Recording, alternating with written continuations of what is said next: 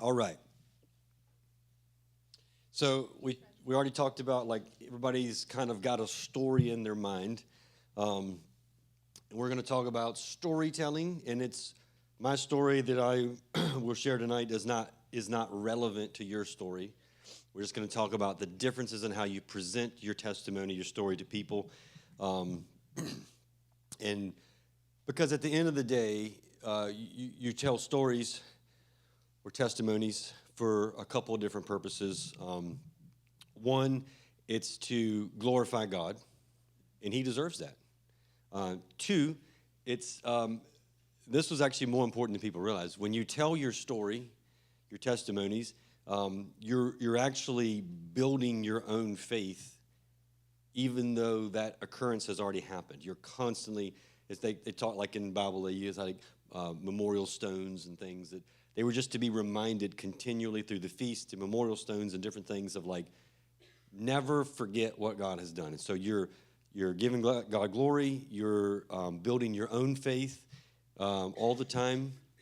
And third, and this is where storytelling, the art of storytelling comes in place, is that you're trying to invite people into your journey so that they can find grace for themselves to grab a hold to and find God in their situation. Does that make sense? Yes. This is a whole session dedicated to conversation, so you can hype it up. Telling your story in a way that allows people to join into it or feel themselves in a similar situation, they can find hope for whatever they are in themselves. Yes? Okay. There are, outside of storytelling, this is almost another topic, but the rules of engagement overlap. In the art of conversation, one of the first and foremost things that is important in the art of conversation is the rules of engagement in conversation. Have you ever been around somebody who, like, you get anywhere close to them, they got like tentacles and they grab you and they're talking and they're telling a story and you didn't have time for it, you didn't ask for it, you didn't, you can't even, you're not even listening because you were doing something else. They've broken the rules of engagement. Conversations have to be two-way streets. And storytelling is not necessarily two-way, but when you're doing it in the art for the purpose of sharing your testimony, it's going to function like a conversation. Like you're telling a story for them to grab a hold to something. Yes? So step one in the rules of engagement is make sure the person wants to have the conversation, or in this case, hear the story. Um, you can, if you have a testimony in your heart, the odds of someone coming up to you and saying, hey, I'm struggling, tell me a testimony that'll encourage me, it's about zero. Like that's just not going to happen unless you've lived a real crazy life and that's your reputation, right? So when somebody's in a conversation form, when somebody's going through something, you have to tell them that you have a story to tell them without saying that. And you want to be genuine. Like you're not just trying to tell your story. The purpose of all of testimony sharing is to release an invitation to step into the same grace you found, right? So if somebody's going through a struggle, and you want to be a human, so you want to be empathetic, and I'm really sorry to hear you're going through that. That's terrible. It kind of reminds me of the time the Lord saved me from my greatest enemy, and then you just drop it. You just told them you had a story. You said it in a way, hopefully with conviction in your heart, that they can feel there could be hope on the other side of this story. And if they are so distraught and lost and distracted, and they don't grab a hold to that invitation to go on a journey with you, you have to let it go. Because anything past that feels like an assault and less of a conversation, right? When I say assault, think about, have you ever been in a conversation where somebody grabbed you? Like I said earlier, they grabbed you, you didn't have time, you're distracted, you're doing something else, they're telling you a story that you may or may not care about. You don't know if you would care about it if you were in the right space, but you're not in the right space. You don't care. And it's just like, in the details just feel like punches in the face, like it's an assault of a conversation.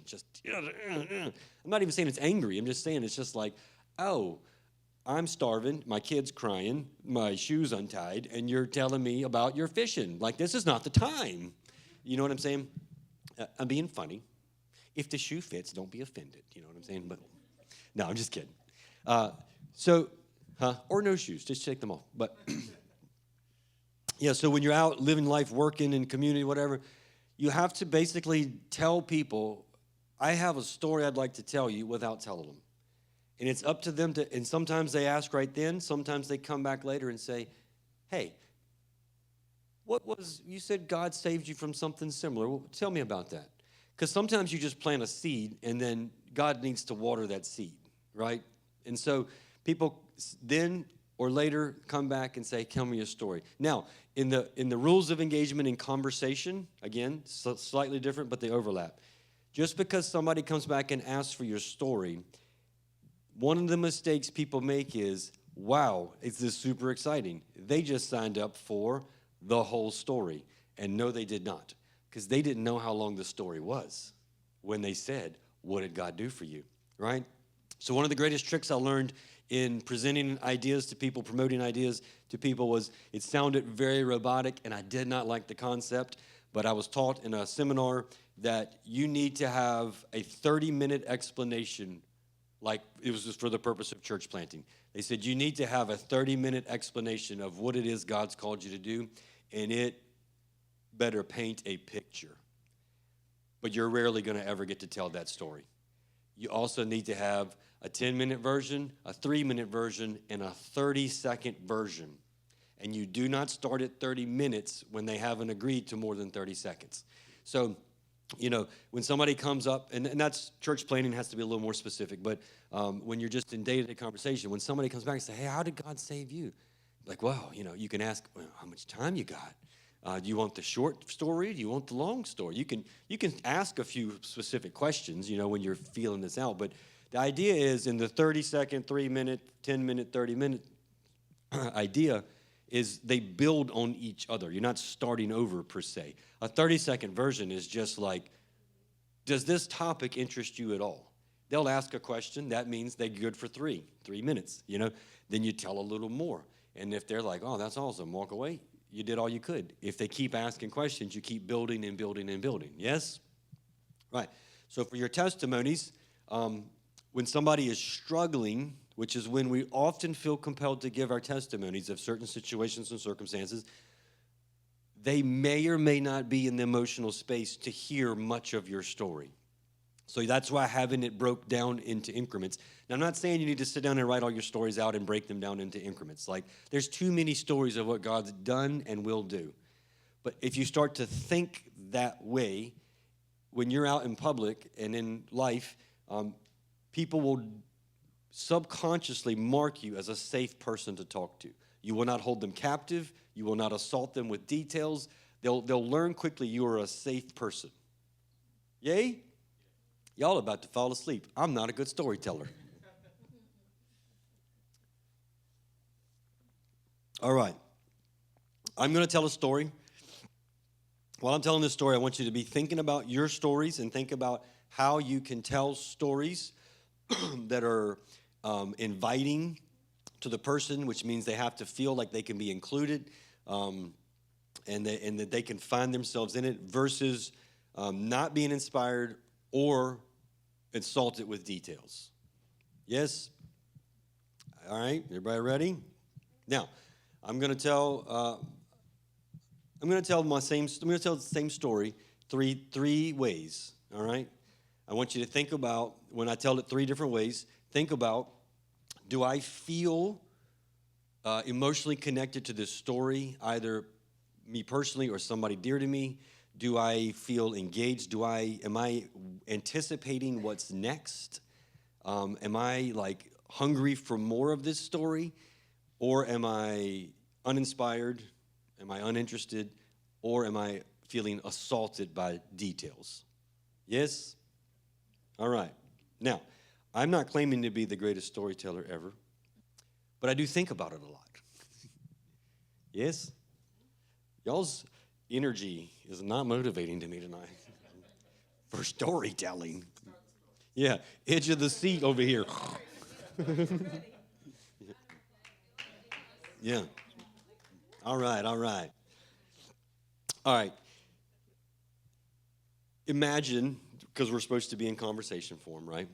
Imagine this is one of, like when someone is standing on a platform speaking to an audience, there's a sense of permission already given. There, you know what I mean? You don't have to work up to that, but we'll pretend like we're in conversation.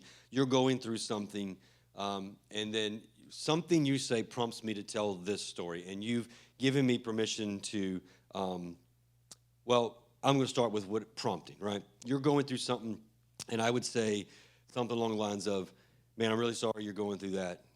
I hate to hear that. And man, I know what it feels like. I've been there. I've been down and out.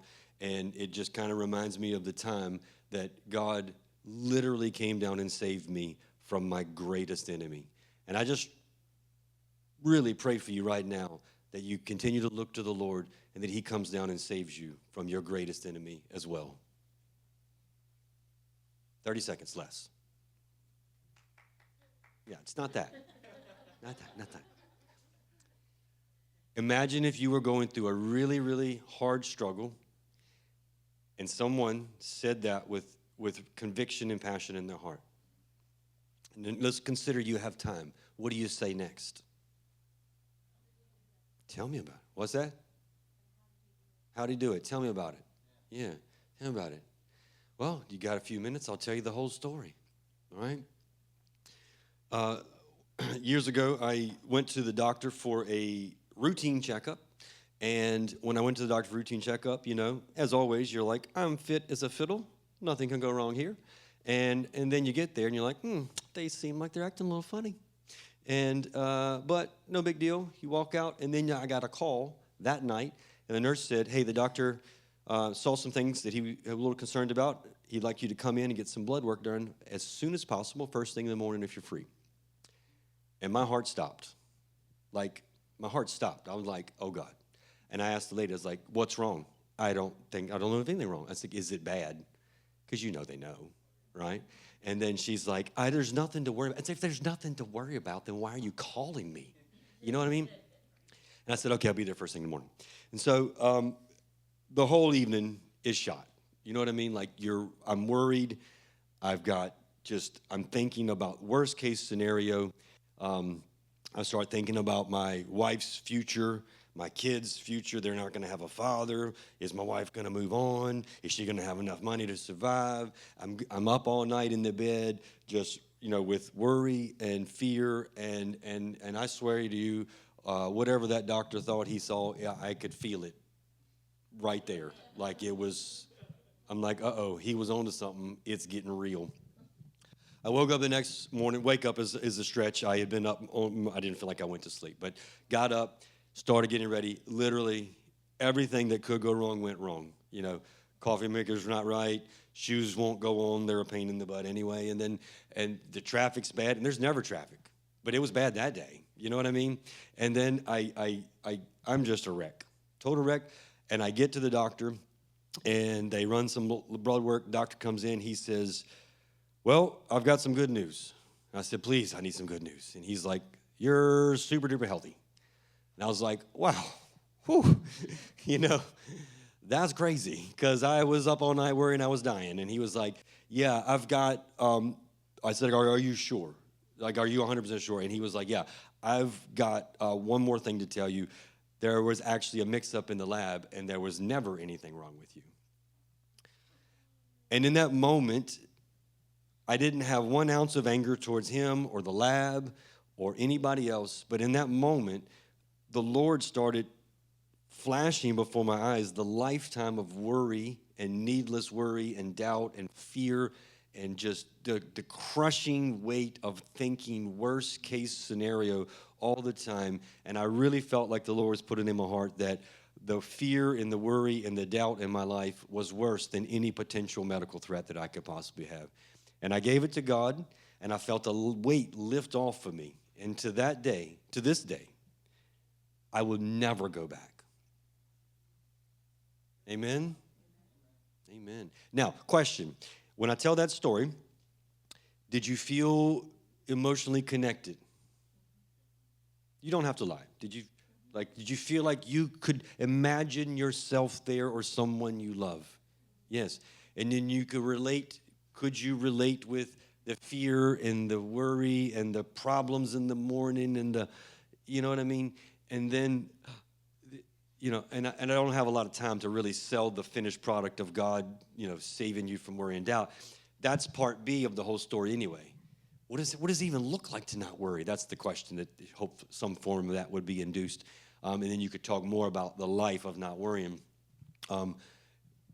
So to tell a story, I'm going to tell you the trick to some of that.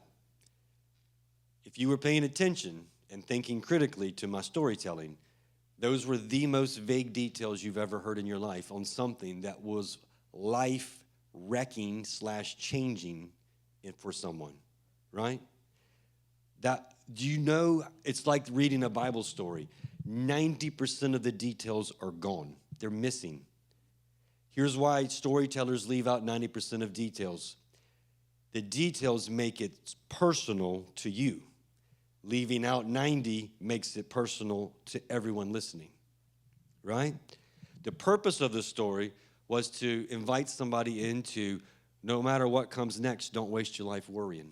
That's the whole purpose. So the details of what they thought they found, the details of what I thought they found, the details of what went wrong in the morning, those are all my details, and they only matter to me. And if I had gotten lost on those, you would have probably gotten bored and lost track, right? Does that make sense? If anybody has any questions or comments at any point in time, please feel free to chime in. Yes? All right, that's one example of telling your story in a way that pulls people in, takes them on a journey, but it's not your journey, it's just a journey. It's your journey, but if you make it so specific, it's not fun for anyone, right? Now, here's the other way to tell a story that doesn't pack much punch, right? One time I was at a doctor's checkup, and I went home. They called me and they were like, we think we need you to come in for some more blood work. We might have found something, and I was up all night, worried, sick. Go to the doctor. Turns out nothing wrong. They had a mix-up at the lab, and I kind of learned through all that I really shouldn't waste my life worrying. Same story, with 98% of the details cut out, right? I cut out all the emotions that would be attached to living out a story like that, right?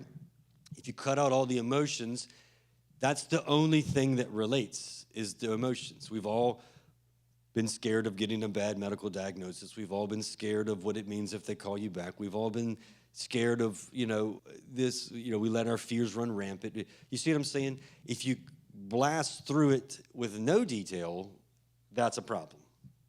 Does that make sense? So if you're going to tell your story, you'd be better off to keep it in the 10 to 30-second version of like, God saved me one time from my greatest enemy, and, I believe he'll do that for you too. That's better than telling the one with no emotion, because it leaves plenty of room for the imagination. Does that make sense? Now, I'm not great at doing the third version, because, you come do the third version. Yeah, I'm not great at it anymore, because I get so awkward trying to do it. But imagine if I was telling that exact same story. You've now heard it 2 times, so I won't do the whole thing again. But imagine if it was like, hey, man, I just hope God saves you like he saved me one time. They're like, what happened to you? Well, God, I went to, that doctor, Dr. Campbell, used to be over on, Lasardi Drive? Over there behind Revco in Brookneal in 1998. Oh, wait, you've never been there. Sorry. Dr. Campbell, he was missing a thumb. Wild dude, big old hand. He played college football. You remember that guy? Anyway, I went to see him. He was my doctor, and went in, and then they called me, and I was like, Dr. Campbell, why are you calling me? Like, why didn't you call me back? And then And then, and then I go through the whole story like that. I'm sitting here and I'm thinking, oh my gosh, you know what? And this, don't be, I don't know if it's right honest for this. This is the only example I could think of. This is just a number of things. All right.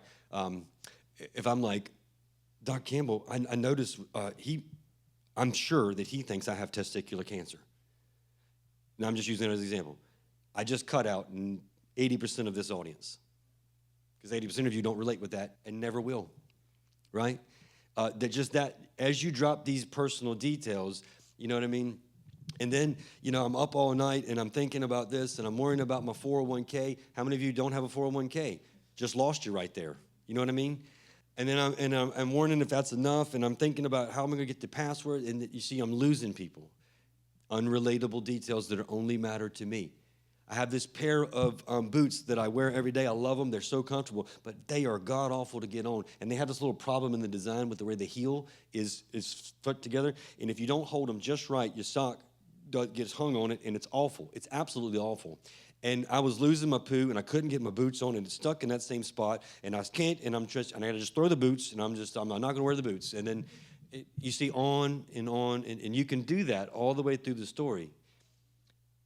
And if you don't know where it's going, imagine if I started with that version. If you don't know where the story's going, you don't know where the end of this is, you're just like, okay, I'm gonna go back to dying over here. Glad God saved you from something. You know what I mean? On and on and on. The detail. And then how many times, and we've all done it, don't get me wrong, we've all done it, but how many times have you been telling a story and you realize that at some point you have glitched on a detail and you're wrestling with that detail within yourself? It was 1998. No, 7. No, wait, let's see. No, it was 19 because I know it because Bill Clinton was the president. It had to be, and it's totally irrelevant to your story.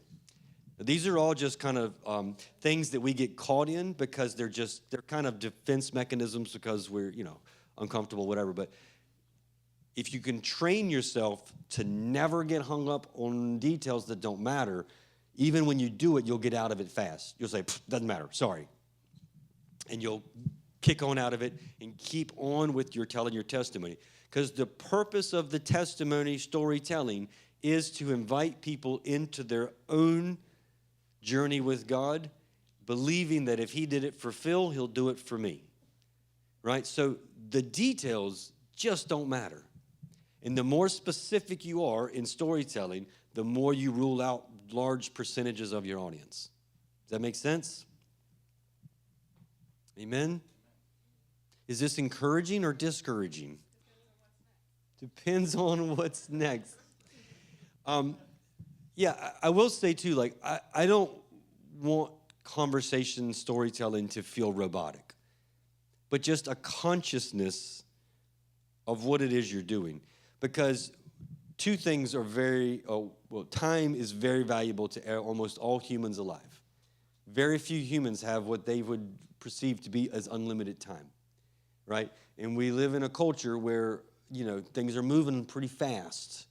So you cannot string people on. You know what I mean? Some people want to hear a long story. They want to hear every detail. Some people do not. You got to figure that out in real time and never make that assumption. That make sense?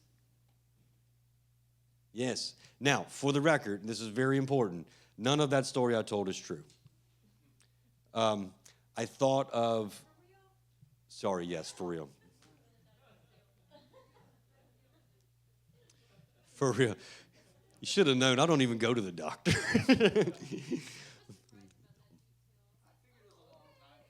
Could have been a long time ago. Could have been a long time ago. No, none of it's real. I went through a million stories today in my head that were real, and it was hard for me to make them mechanical enough to do the versions, so I just made one up. I made one up relatable. Now, you could do that. I could have made up any number of ones for, when you're having a rough day and getting the kids out of bed and getting them to school and everything's going wrong. It's a very relatable story as long as you don't put the details in. You know what I mean? Does that make sense? When you're telling your testimony, what God did specifically rarely matters. It's that he did it and that he can do it for you. Yes? I have a million stories. I don't know if you've ever talked to me before, but I just tell, could you come for yeah, we need to talk. I'm just going to tell stories the whole time. Yeah, I mean, I love it. I love telling stories. It's how it's how information was conveyed in the Old Testament, yeah, in Bible times. Anyway, yeah, I don't need you to do what I just did of breaking it down the 3 ways. In fact, I would rather you never do it the second 2 ways ever again. And if you ever catch yourself, stop yourself. It's muscle memory. Your brain's a muscle as well. When you do something the right way, over and over and over and over, your body does it naturally without thinking. When you do something the wrong way, your body does it without thinking, right? So you want to kind of become conscious of, if you feel like this is something you need to work on, become conscious of it with a few of these basic ideas in mind, and then work on it and build muscle memory for how to, in real time, how do I quickly assess, I need to tell this story for the purpose of, conveying this idea, releasing grace for this person's situation, whatever. How much of it can I skip to get to what's important? We don't have much time. I've got one shot to captivate their attention because I want to see Jesus thrive in their life.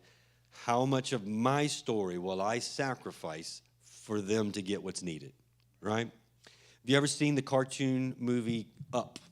Anybody? The old man with the balloons goes up in the sky. The beginning of that movie for storytelling is epic beyond belief.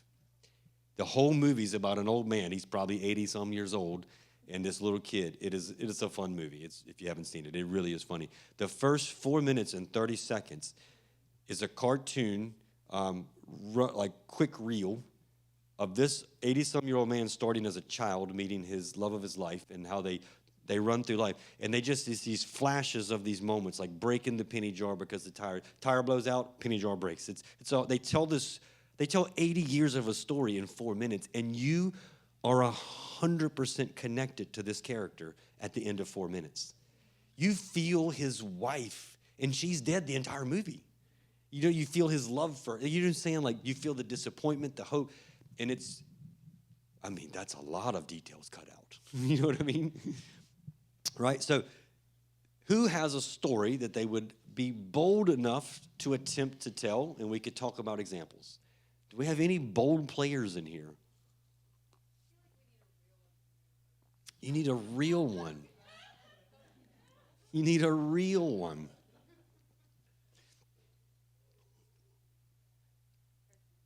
Yeah. I'll just tell you my story of today. How about that? All right. So we are actually going camping next week for a few days. And what's that? I can't hear you. We're going camping next week for a few days. And I don't know if I'm the only one, but when I go on vacation of any kind, it's like full-blown panic race for a couple weeks before and usually a week or two after. I work 60, 70 hours a week, all things that I do, and they don't stop no matter where I'm at. So getting everything ready to leave for a week is really hard. I was running through some stuff today. I ran into a problem where I didn't have what I needed, so I was like, I'll go back, get the RV, change the oil, and get the RV ready to go. And when I got back and I was checking everything, the air conditioner doesn't work. And I don't know if you've ever been in an RV in the summertime, but they're like a microwave in the sun without air conditioning. You just cannot go in them. And I'm not an air conditioning expert, but I know a guy. So I texted Trace, and I was like, where should I start looking? He pointed me in the right direction, started taking it apart, figured out what was wrong, jumped in the RV, and I drove to RV Taylor, which is like the RV place in Lynchburg. And then in a 1 in a million shot, they had the part on the shelf. I went out in the parking lot and fixed the air conditioner, tried it out. It worked great. The guy said, I'm going to tell you right now, this is never the problem.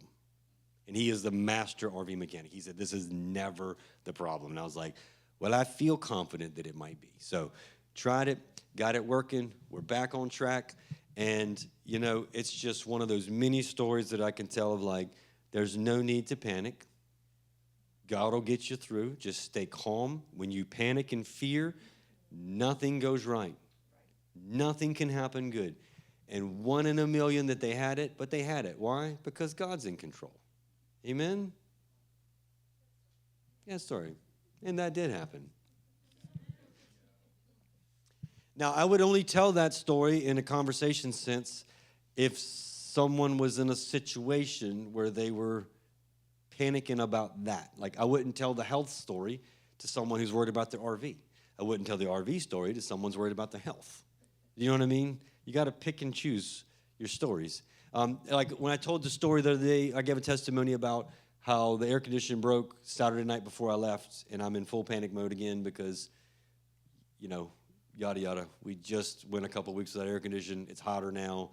It's now not working. It's Saturday night. There's no place to get parts.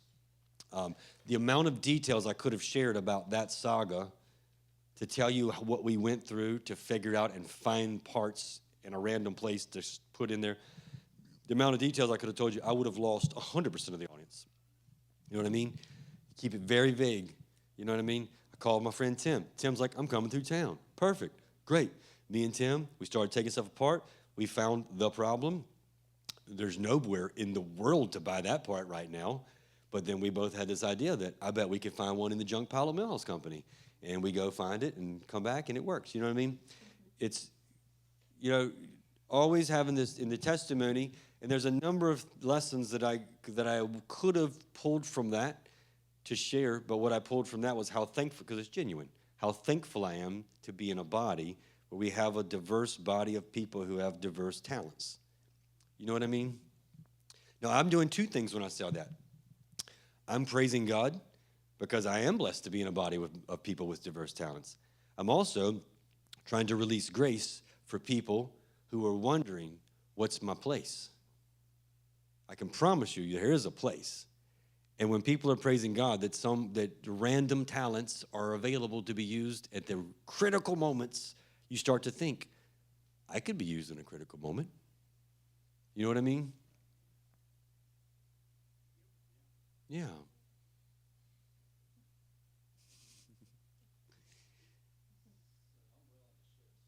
Okay, come on up. You want to come up? You want to sit right there? I can tell you one of the secrets that I am bad at. This is one of the storytelling arts tools that I am really bad at. Using facial expressions and body motions. You can save yourself a lot of trouble in words if you can use emotion, physical emotion. So the part I'm having. Would you like to come up, or do you sit right there? Well, sure, why not? Hello. You can stay more focused if you stand up here. Yeah, that's true. Do I have to stand up here? Oh, wow. That's very different. So the problem, well, to start, this isn't starting yet. So the issue I'm having with the story is it was really impactful to me. It's really impactful to you. It's probably going to be something in it that can help everyone in here at some point in time. Okay, so I'll try. So, here, use this. That's exactly what we're going to get. So I grew up in the church, right? So some of us have, some of us haven't. But the reality is I grew up in a place where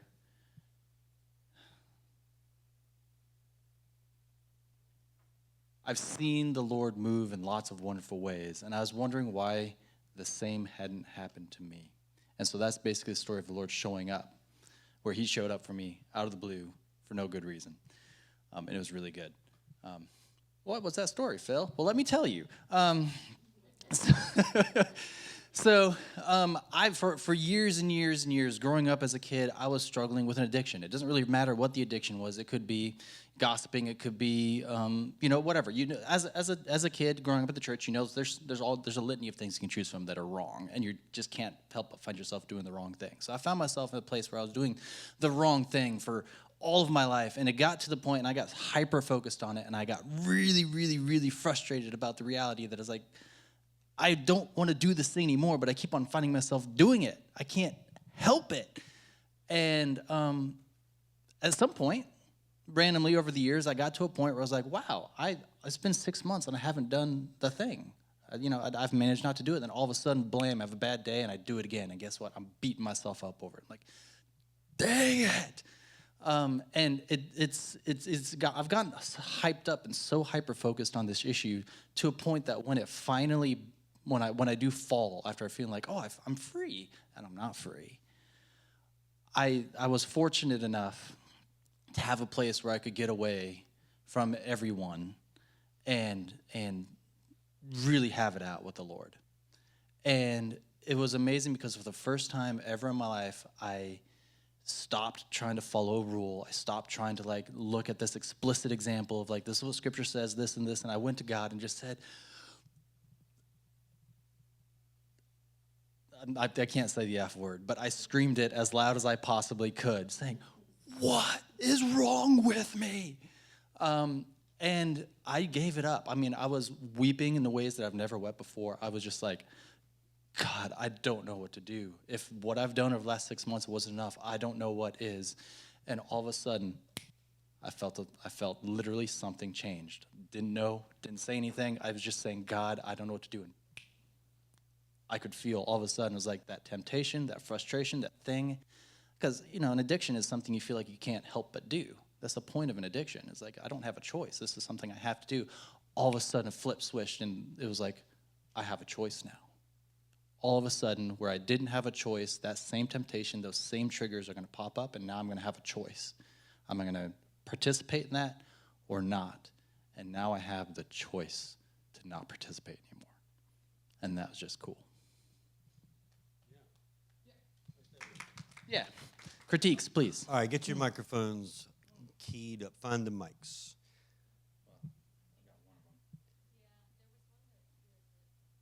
Yeah, it's okay. All right. Yeah, please, critique. This is a team sport. This is a team sport. All right. Yeah. So that was a really good example, I think, because he kept it vague. It was inviting. He released this idea that you could just in a moment actually meet God and everything could change. You'd have a choice. It was very good. Except for, I would say, the intro. Yeah. Mm-hmm. You hadn't thought about it. You know right. what I mean? Yeah. Fair. You obviously hadn't thought about that too much. Mm-hmm. You want your 10 to 30 second clip to be the most vague, inviting idea ever. Right. Right? Mm-hmm. So it's kind of like if you watch modern social media content, they've gotten just blatant with it now. Now they've gotten so blatant with it is they pull the most magic moment from the video, the most powerful statement in the sermon or whatever it is, and they show that first. They pull a snippet and they put it first, and you get to see the ultimate climax of the video in the first few seconds. And you're like, boom, I'll watch an hour for that. You know what I mean? And so then it starts at the beginning and works its way up, and they take you on this journey. And so that's what that intro clip in Conversation, they stole that from Conversation. They just do it digitally now. But so, like, what would you say if you had to try again? What would be a very vague, inviting intro nugget, invitation you could drop to that concept? That was the part that I was struggling with most before I came up. Something along the lines of, when you're talking with somebody, I think I'm echoing. Yeah. When you're talking to somebody, I spent years feeling dead inside at church, doing all the right things but feeling dead inside, and then one day God met me. And a switch flipped, and I knew then that I had a choice where I could actually know him and follow him. Yeah, that. Super vague. Super vague. That, or there's a moment where the Lord freed me from addiction. Yeah. Okay. Spent years feeling dead inside, lost in addiction, And then this one magic moment, God met me and totally freed me from addiction. Yes. Right. Like very vague ideas, but very real. This is probably the most real story to you. Right. And it's not that you're being fake by being vague. It's just no one's giving you permission to tell the story Right. in conversation. Right. Does that make sense? Yeah, the tricky part for me is parsing out, like it's obviously a very small part of a much bigger story. And so parsing out that like very specific, like, this is such a big story I want to tell, but only this tiny little part is relevant. Yes. Is- Only this tiny part. Was the hardest part, Yeah. for sure. Just deciding I'm going to share this part of it because there's this, like I was going to come up and tell like this is the moment that after a lifetime of being born in the church that my relationship with the Lord became real. Yeah. Like that's the much bigger story, but that's too big to tell in this particular moment. So I had to choose the addiction part. Amen. Who else wants to tell a story?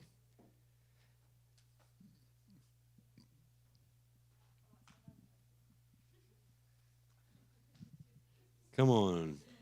Come on. Brian, you want to tell a story?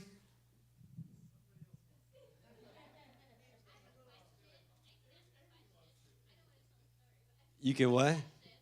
Yeah.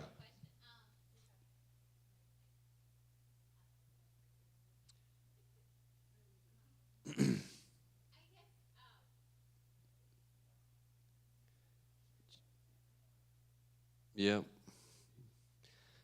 All right. What is your question? So when people are big like that, like me as the audience, I want like all the details. Yeah. Which can invite people in, for sure. But I guess my question. Oh, I lost it again. I will come. I think I'm just nervous because you're going to make me like speak. Is how, I guess, do you, like, for me, with how, like, Phil was being vague, I think it makes me think, oh, he's being vague intentionally because he doesn't feel like he wants, like, he's not ready to give all the details sometimes. And so is that just me, I guess? Like, or is that, would others think that in conversation where, like, yeah. And so how would you take that away where, like, it would be, hey, this is, like, an inviting moment of like this can be for you, but also like that you can ask for more of the details, I guess. Yeah. I don't know if that made sense. Yeah, totally. I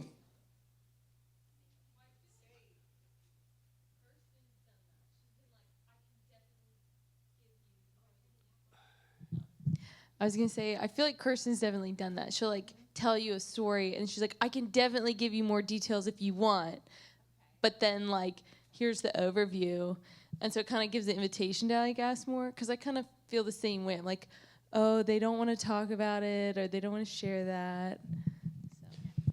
Yeah, that you could make that assumption, and sometimes that assumption is right.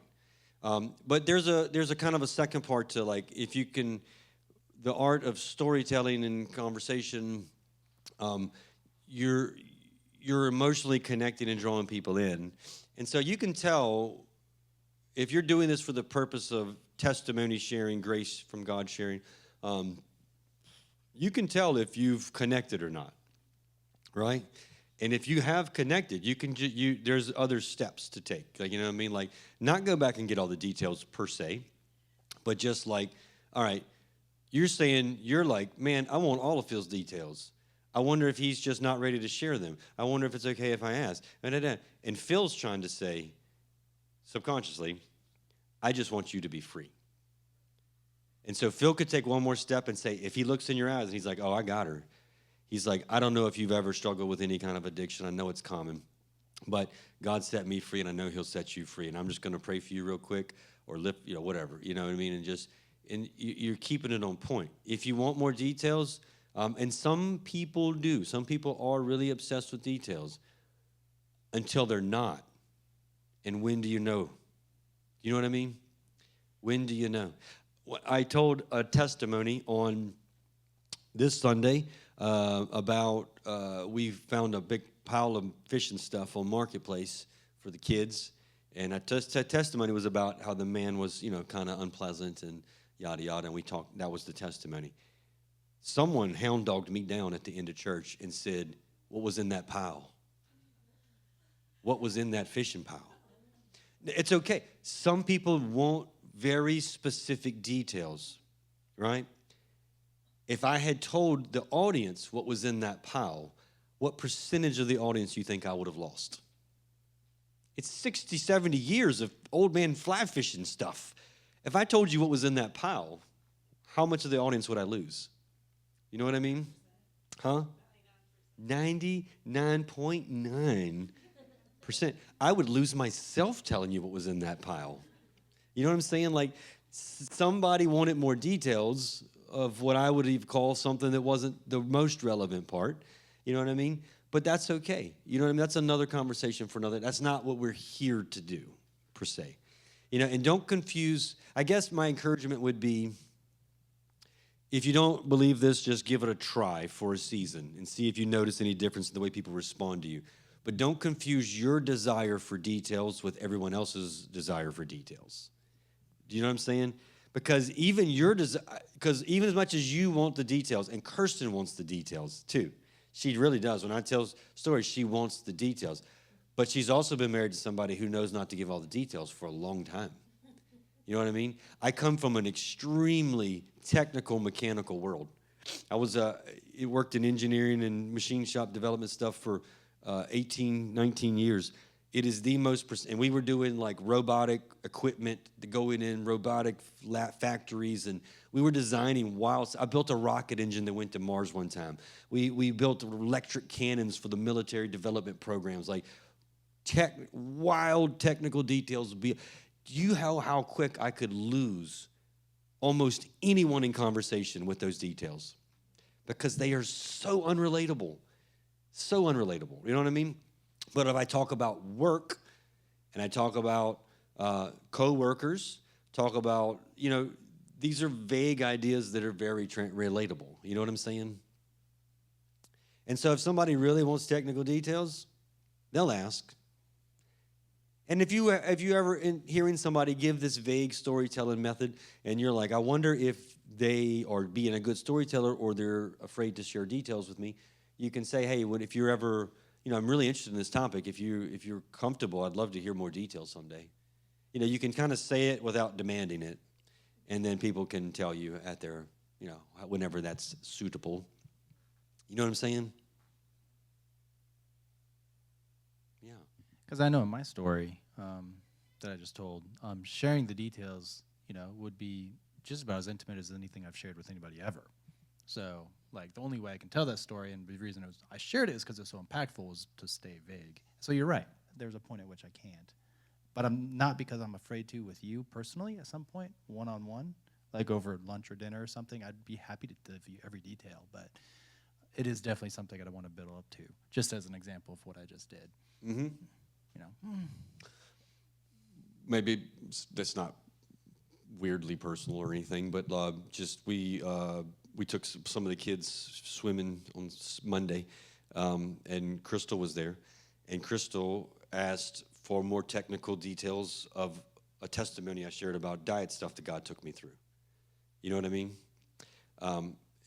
It's just like, people will come back when they need more details.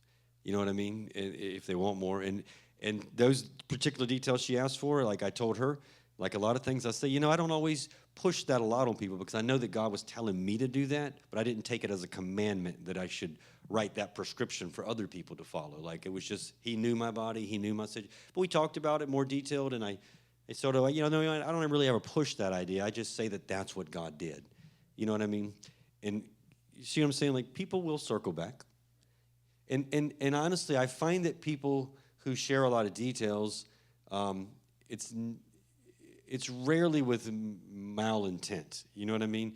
They just love details, and they're afraid that it's going to get lost without the details. But the art of storytelling, if you read the Bible, I say it all the time, like, what they left out is scandalous to a Western mind. A Western mind is very fact-stacking oriented, and that is not the way they communicate it, because that's not the way humans learn. Do you know what I mean? Does that make sense? Does that make sense? It does. You ever heard me talk about when I was giving my life to when I just said I'm gonna give my life to the Lord, to God, whatever that means, and then I saw Kirsten walk through a room, and she lit up the room, and you know what I mean? I could have taught you that same story by pulling out all the biblical principles that support it, and I could have taught you those biblical principles, and I could have said, I could have done it backwards, biblical principles, and worked the story backwards, and you would not remember it because you wouldn't connect with it. You wouldn't find yourself in it. You know what I mean? So it's like people remember stories when they're told right. Does that make sense? So one of the things that's hard about the story that I just told that was making me hesitant was the fact that I can't, I don't know how to replicate that per se. The testimony here, in my mind is so if I'm someone receiving that testimony, it's so how do I make that happen?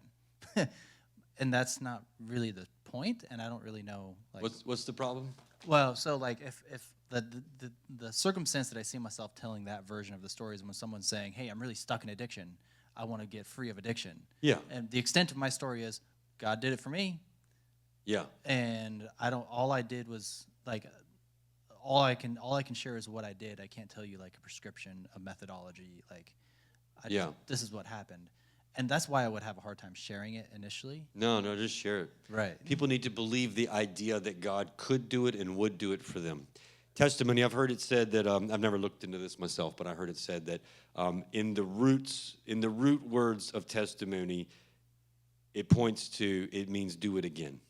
Like God is saying, they overcame the dragon by the blood of the Lamb and the word of their testimony. He wants us to share what he's done because he wants to do it again. That's why they told the stories year after year. It's why they had memorial stones, because God wants to do it again. How you did it, maybe you don't even know. Maybe you wouldn't know how to tell somebody if you did know. Telling them it's possible is your job. You know what I mean? How do I do that? I don't know. Let's just pray. Maybe you go talk to your pastor. I don't know. You know what I'm saying? You'll figure, but first you have to believe it's possible, right? How do you get healed from God?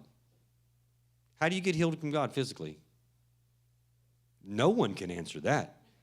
The journey is, can you get people to believe that they could? Testimonies of healing are just to believe it could happen. Everything else is magic. You know what I mean? How do you replicate it? Can't.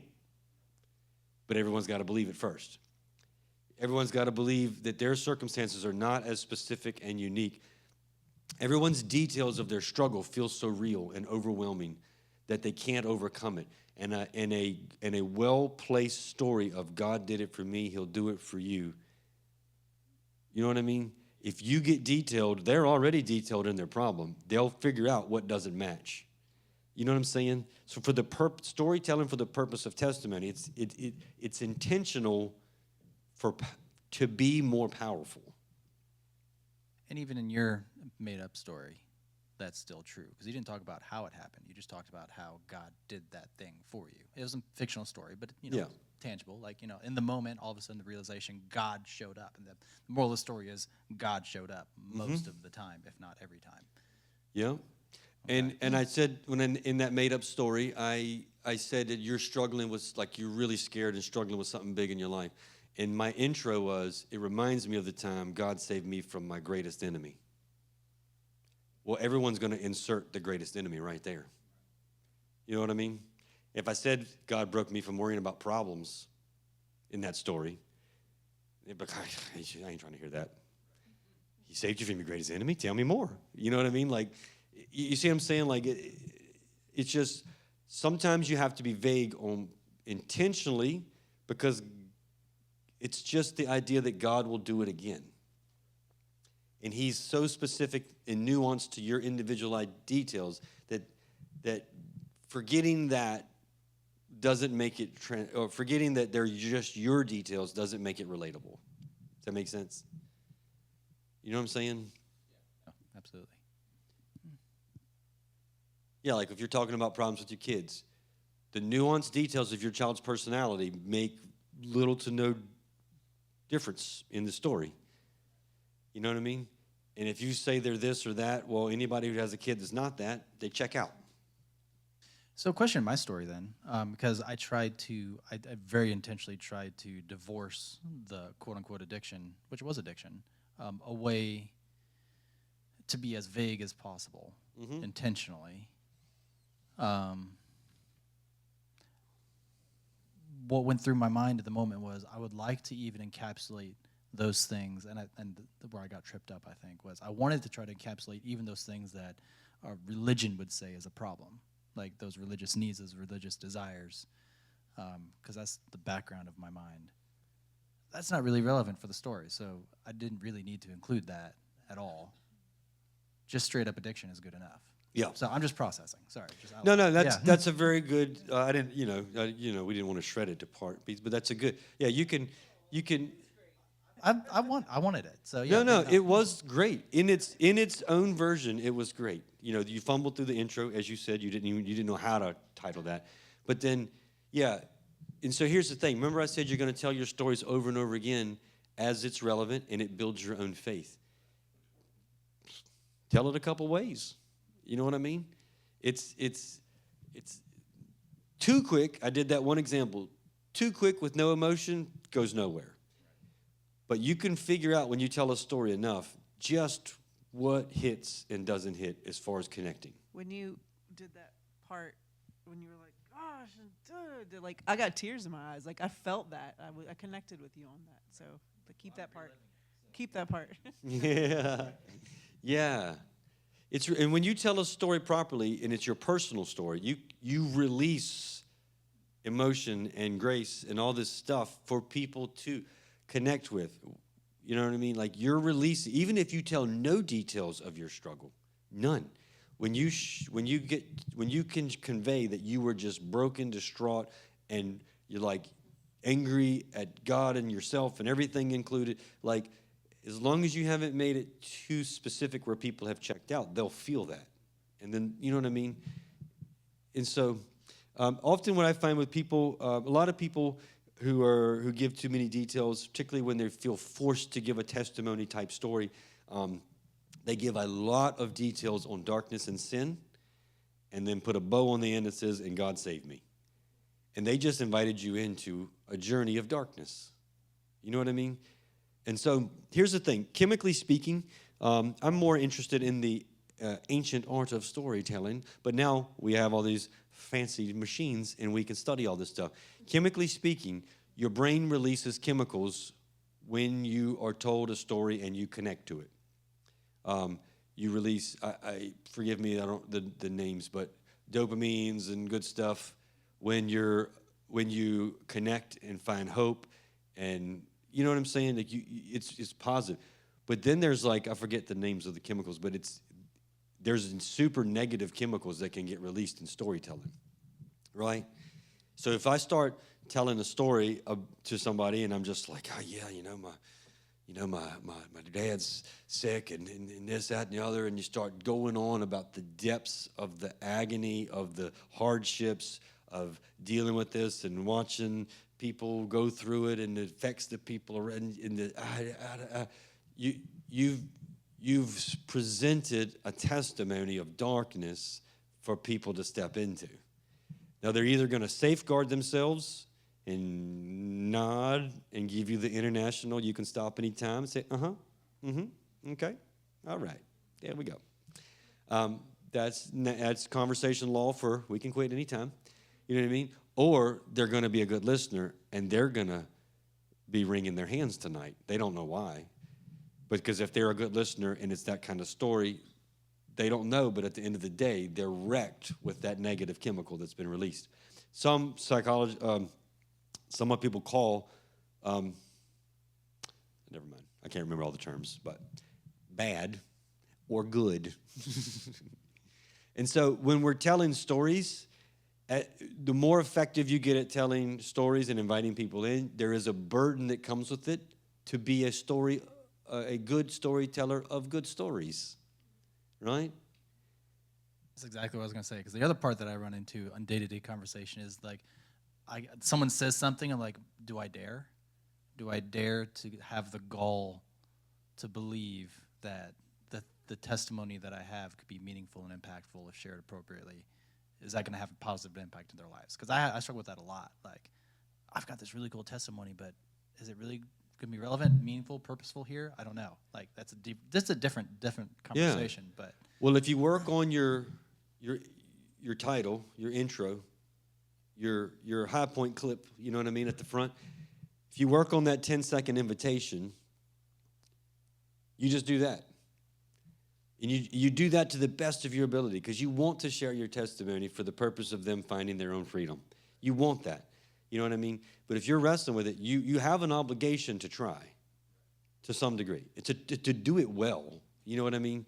You have an obligation to do that. And so it says they overcame the dragon by the blood of the Lamb and the word of their testimony.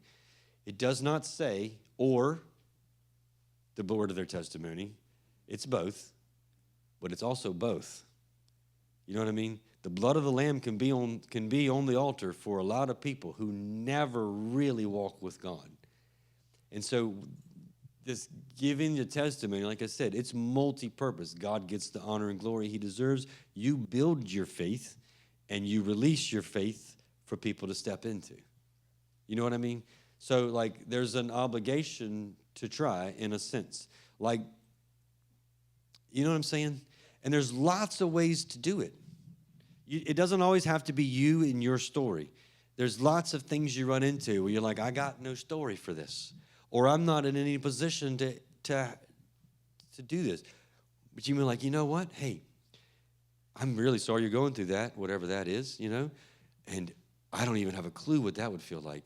But hey, I know some people at our church who they've been through this a lot. They deal with this a lot. You know, I'd love to go with you over there and we could talk to them. You could hear some stories. You know what I mean? Does that make sense? yeah, Go ahead. I just for the mic saying yes. Thank you, sir.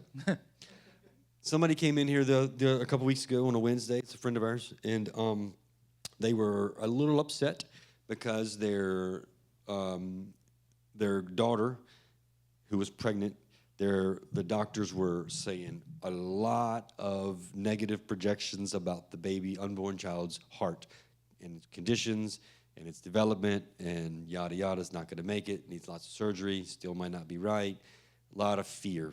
You know what I mean? And so we talked for a minute, and I said, hey, I want you to come with me.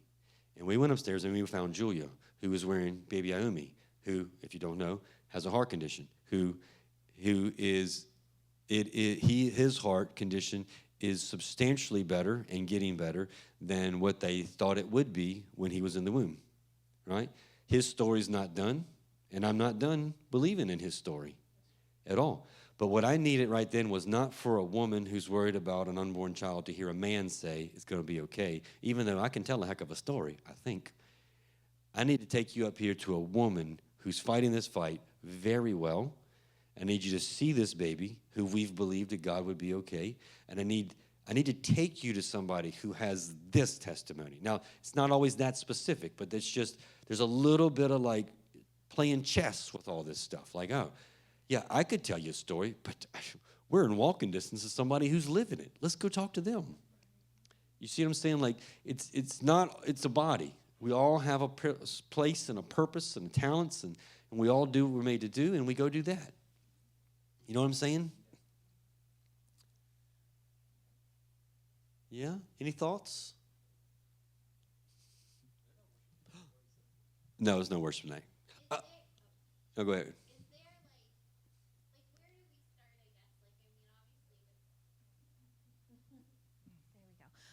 Obviously, my question was like, how do we start formulating other than like story and theme? Like, because I came from a background where a testimony was when you gave your heart to Jesus, and it was like all the negative, and then here's the little bow. Yeah. And if you didn't have that in such a way, and it felt really, really like violating and personal to a degree, for me to like share things with, you know, when you're like, come tell everybody your testimony that you've never met in your life. And so I guess from moving from that to like the storytelling aspect is like really, really helpful for me. But should we, like, with all of like, I guess for my walk, I see it as like stepping stones of like growth, and where I like saw like fruit or like being invited to like a different form of life. And Yeah. so how do we get from like sharing like should that be how all our testimonies are on like Sunday morning, like where we're thinking that way? Should it be something that we're like actively as we like we've been challenged to look back, like theming the stones? Like I don't know. Yeah, no. Oh, sorry, that was a lot of questions. No, it's really not. It's really important. It's that I would say that that model of like how I came to Jesus, what sin I was in beforehand, and now I'm saved. That's not a bad story. But the saddest thing to me is if that is your only story. You've not been paying attention or to the relationship that you were supposed to be in with the Messiah, if that is the only story you can tell. You know what I mean? So that's why we promote the little things of life in our testimony times. You know what I mean? And again, as we talked about, like people have shared what seemingly mundane, or not mundane. It's not. None of it's mundane, but like the Joylanda shoe thing. Like she's like, oh, God prayed for God to make these shoes fit, and He did. And then there was a string of people believing that, and God doing it again. It's the whole purpose of testimony. And then it branched out of the shoe stretching, and then it was like, well, if He would stretch a shoe, then surely He would do this, pants or whatever. You know what I mean? Like the number of things that grow out of like this little story, boom, and it's big, and it keeps going and going and going, and like you see what I'm saying? Like, so getting out of that, getting into like, yeah, these are just not just growth stepping stones, but this is just life, just steps. You know what I mean? What's God doing right here, right now? And you know what I mean? Yes. And I think our testimonies on Sunday, they don't have to be any kind of way. We know, obviously, we don't regulate that on the slightest level. But for the purpose of, I've pushed people to think about what they're going to say before and try to think through how to share that, not just because I want testimony time to be efficient. It's because you need to be telling this story everywhere you go, to anyone who it's relevant to. Our Sunday testimonies is a warm-up for the rest of your life. You know what I mean? You should be thinking about how to tell it because you're going to burn this into the tablet of your heart, and you're going to pull it out anytime you need to remind yourself of who God is or to remind somebody else who God is. So that working on how to tell the story is good for you and the audience. Kirsten.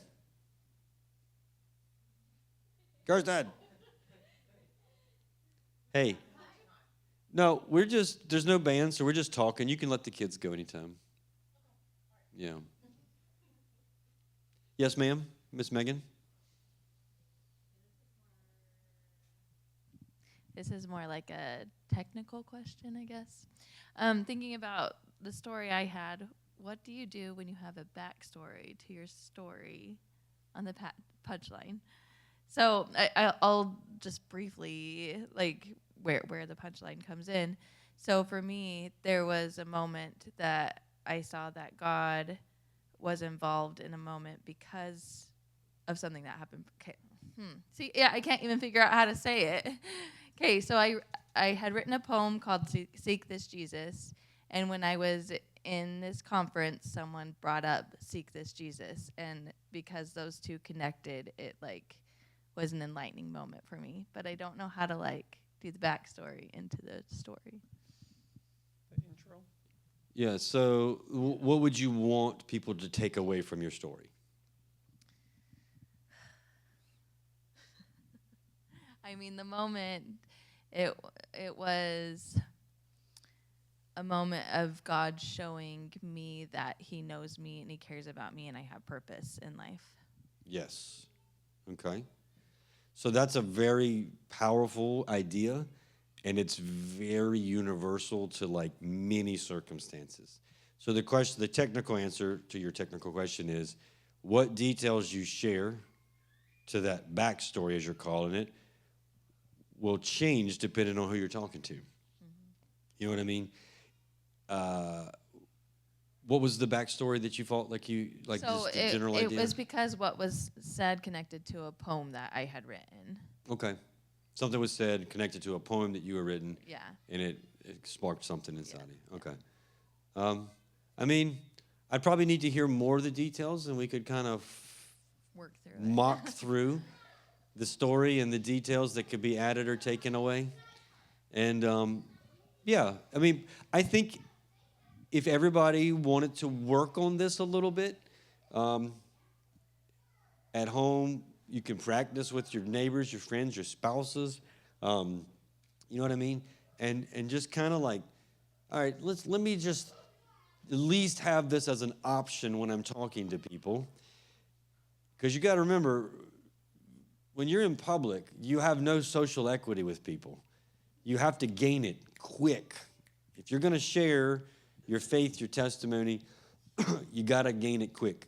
And the fact that you're a Christian in this region does not gain you equity, because everybody's Christian, quote unquote. You know what I mean?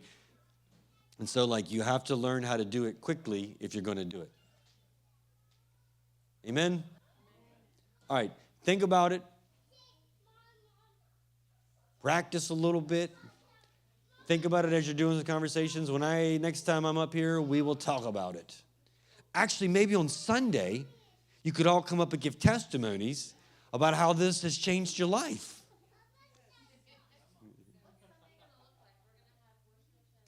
We're going to get together. We're going to show up at 11 o'clock. We'll start setting up, grilling out. We're going to play games outside.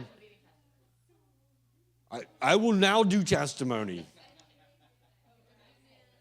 Save your testimonies for the following week, yes.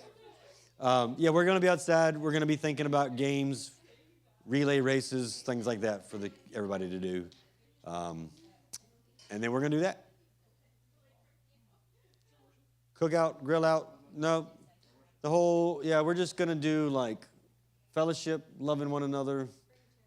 The whole message on Sunday was we don't have to do anything to check any religious boxes. So we're going to spread the love out on the Father's Day.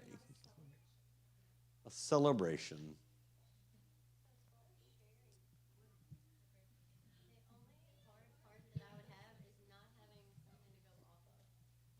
Oh. It's conversating. Oh, I'm sorry.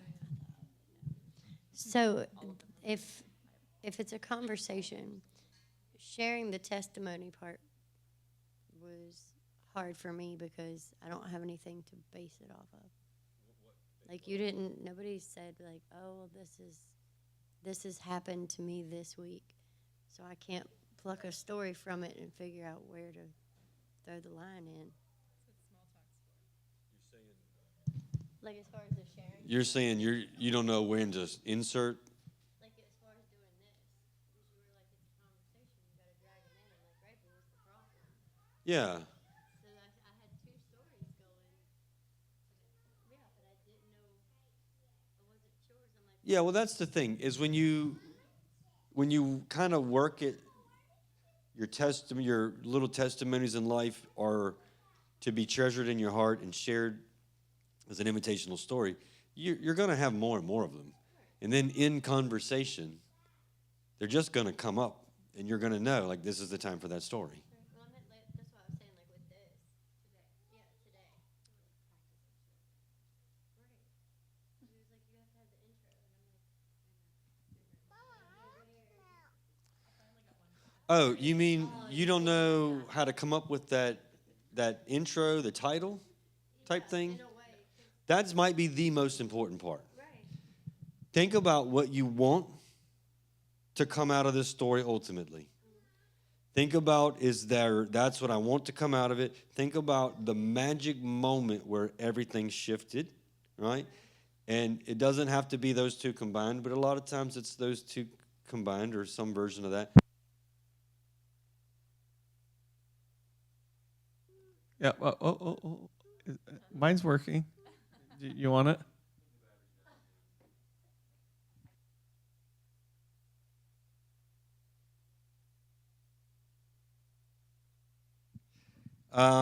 Yeah, so you just think of the title, and here's why the title is important. it's what gets you in what's what gets you connected in the conversation. It's also what you use to file it away. Does that make sense? If you've thought about what's the title or the topic of this story, it's what your brain file system's going to use, right? So now it's easy to pull, and you know the takeaway that you want. So now it's easy to pull that file and use it in lots of places. So when we do this, just imagine that they're going through the situation that my story could match up with. Yeah, we're going on a default assumption that there's a fake person who needs to hear this story. Yeah, I think I misunderstood the struggle a little bit. Yeah. All right, let me cut the video off.